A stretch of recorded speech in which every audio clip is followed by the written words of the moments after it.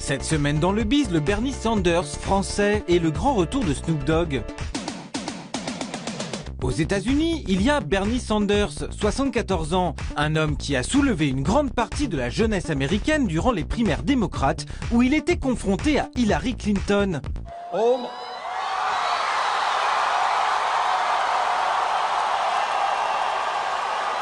En France, notre Bernie Sanders pourrait se nommer Gérard Filoche.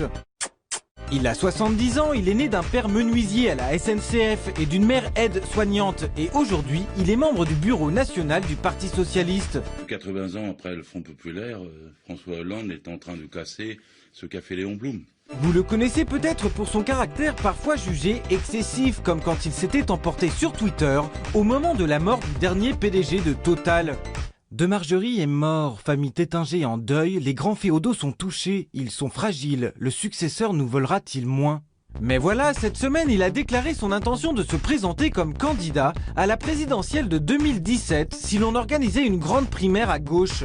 Alors tu te présentes ? Oui, faut quelqu'un qui défende les petites retraites et les petits salaires. Parmi ses combats, il s'insurge contre la loi travail de Myriam El Khomri qui, selon lui, s'en prend violemment aux droits des salariés. Et je veux que cette loi soit retirée. C'est la plus dégueulasse des lois. Et en réponse, il propose un programme économique qui tient en peu de chiffres. Mon programme, ce serait quoi ? 1800, c'est le SMIC. Faut qu'il soit à 1800 euros. Les 32, c'est les 32 heures. Faut qu'elles soient hebdomadaires. Et les 60, c'est le retour à la retraite à 60 ans, parce que ça aussi, ça fait de l'emploi, bien sûr. Et puis ensuite, après 20, pas de salaire supérieur à 20 fois le SMIC. Et 5, c'est-à-dire, dans aucune entreprise, pas plus de 5% de précaires. Alors Gérard, président ? Merci Gérard, merci.